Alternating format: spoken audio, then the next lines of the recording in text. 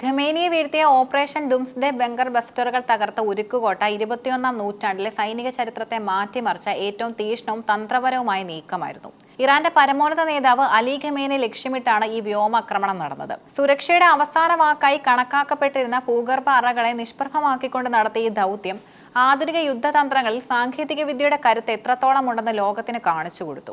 ഈ സൈനിക നീക്കത്തിന് വിവിധ തലങ്ങളുണ്ട്. സാധാരണ ബോംബുകൾ ലക്ഷ്യസ്ഥാനത്തിന് ഉപരിതലത്തിൽ സ്പർശിക്കുമ്പോൾ തന്നെ പൊട്ടിത്തെറിക്കുന്നു. എന്നാൽ ഭൂമിക്കടിയിലെ നൂറുകണക്കിന് അടി താഴ്ചയിലുള്ള കോൺക്രീറ്റ് കോട്ടകളെ തകർക്കാൻ ഇവ അപര്യാപ്തമാണ്. ഇവിടെയാണ് ബങ്കർ ബസ്റ്ററുകൾ പ്രസക്തമാകുന്നത്. അതിശക്തമായ സ്റ്റീൽ മിശ്രിതങ്ങൾ ഉപയോഗിച്ചാണ് ഈ ബോംബുകളുടെ പുറം കവചം നിർമ്മിക്കുന്നത്.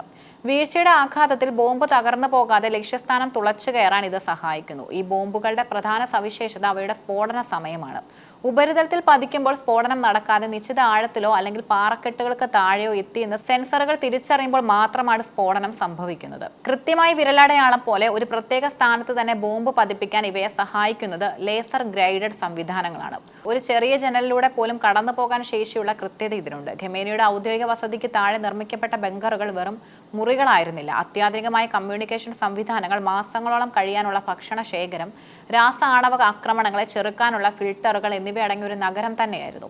ഇതിനെ തകർക്കാൻ സ്വീകരിച്ച മാർഗങ്ങൾ ഇവയാണ്. ഒരു ബങ്കർ ബസ്റ്റർ കൊണ്ട് മാത്രം തകർക്കാൻ കഴിയാത്തത്ര കട്ടിയുള്ളതായിരുന്നു ഇവിടുത്തെ കോൺക്രീറ്റ് പാളികൾ. അതിനാൽ സക്സസീവ് സ്ട്രൈക്ക് അല്ലെങ്കിൽ ഡ്രില്ലിംഗ് എന്ന രീതി സൈന്യം അവലംബിച്ചു. ഒന്നാമത്തെ ബോംബ് ഉപരിതലത്തിലെ മണ്ണും ആദ്യത്തെ കോൺക്രീറ്റ് ആവരണവും തകർക്കുന്നു. ആദ്യത്തെ ബോംബ് ഉണ്ടാക്കിയ അതേ വിള്ളലിലൂടെ രണ്ടാമത്തെ ബോംബ് അതിവേഗത്തിൽ കടന്നു ചെന്ന് കൂടുതൽ ആഴത്തിലേക്ക് ഇറങ്ങുന്നു.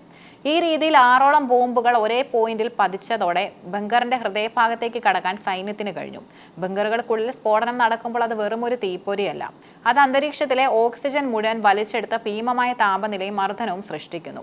ഇത് സെക്കൻഡുകൾക്കുള്ളിൽ ബങ്കറിനുള്ളിലെ സകല ജൈവ സാന്നിധ്യങ്ങളെയും ചാരമാക്കി മാറ്റുന്നു. ശ്വസിക്കാൻ വായുവില്ലാതെയും അമിതമായ മർദ്ദത്താൽ ആന്തരിക അവയവങ്ങൾ തകർന്നുമാണ് ലക്ഷ്യം പൂർണ്ണമായും ഇല്ലാതാകുന്നത്. ലോകത്തെ ഏറ്റവും ശക്തമായ ആയുധങ്ങൾ കൈവശമുണ്ടെങ്കിലും അവ എപ്പോൾ എവിടെ പ്രയോഗിക്കണം എന്നതായിരുന്നു ഏറ്റവും വലിയ ചോദ്യം. ഖമേനിയുടെ ഫോൺ കോളുകൾ, റേഡിയോ സന്ദേശങ്ങൾ എന്നിവ നിരീക്ഷിച്ചതിലൂടെ അദ്ദേഹം ബങ്കറിലുണ്ടെന്ന് ഉറപ്പുവരുത്തി.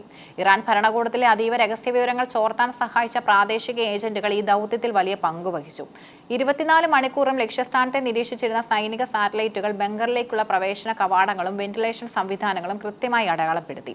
ഈ ദൗത്യത്തിന് ഉപയോഗിച്ചത് ലോകത്തിലെ ഏറ്റവും മികച്ച സ്റ്റെൽത്ത് യുദ്ധവിമാനങ്ങളായിരുന്നു. ഈ വിമാനങ്ങൾ ഇറാന്റെ ശക്തമായ റഡാർ സംവിധാനങ്ങളെ വെട്ടിച്ച് ആകാശ സീമയിൽ പ്രവേശിച്ചു. അവയുടെ പ്രത്യേക ആകൃതിയും പെയിന്റിങ്ങും റഡാർ കിരണങ്ങളെ പ്രതിഫലിക്കാതെ ആഗികരണം ചെയ്യുന്നു. അതിവേഗത്തിൽ പറക്കുമ്പോഴും ശബ്ദം കുറഞ്ഞ എഞ്ചിനുകൾ ഉപയോഗിച്ചതിനാൽ താഴെയുള്ളവർക്ക് യാതൊരു സൂചനയും ലഭിച്ചില്ല. ആക്രമണം തുടങ്ങിയ ശേഷമാണ് ഇറാൻ വ്യോമസേന പോലും വിവരം അറിഞ്ഞത്. ഈ സൈനിക നീക്കം ഇറാനെ മാത്രമല്ല, ലോകത്തെ മുഴുവൻ ഞെട്ടിച്ചു. പതിറ്റാണ്ടുകളായി ഇറാനെ നയിച്ചിരുന്ന പരമോന്നത നേതാവിന്റെ വിയോഗം രാജ്യത്ത് വലിയ ഭരണ പ്രതിസന്ധിയും സൃഷ്ടിച്ചു. ലോകത്തിലെ മറ്റ് സ്വേച്ഛാധിപതികൾ തങ്ങളുടെ സുരക്ഷാ സംവിധാനങ്ങൾ പുനർചിന്തിക്കാൻ നിർബന്ധിതരായി. ആഴത്തിലുള്ള ബങ്കറുകൾ പോലും സുരക്ഷിതമല്ലെന്ന് അവർ തിരിച്ചറിഞ്ഞു. മിഡിൽ ഈസ്റ്റിലെ അസ്ഥിരത കാരണം ലോക വിപണിയിൽ എണ്ണവില കുതിച്ചുയർന്നു. ആഗോള സമ്പദ് വ്യവസ്ഥയിൽ ഇത് വലിയ ആഘാതമുണ്ടാക്കി. ബങ്കർ ബസ്റ്ററുകളെ പ്രതിരോധിക്കാൻ ശേഷിയുള്ള ഡീപ്പ് അണ്ടർഗ്രൗണ്ട് ഫെസിലിറ്റികൾ നിർമ്മിക്കാനുള്ള മത്സരത്തിൽ ഇത് തുടക്കമിട്ടു. ഓപ്പറേഷൻ ഡുംസ്ഡേ വെറും ഒരു സൈനിക നീക്കമായിരുന്നില്ല, അത് ഭൗമരാഷ്ട്രീയത്തിന്റെ ഗതി മാറ്റിയ ഒരു കൊടുങ്കാറ്റായിരുന്നു.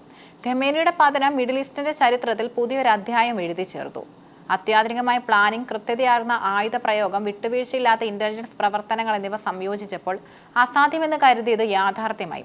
ചരിത്രം ഈ സംഭവത്തെ സൈനിക മികവിന്റെ ഉദാഹരണമായും അതേസമയം വലിയൊരു രാഷ്ട്രീയ ഭൂകമ്പമായും എന്നും ഓർമ്മിക്കും.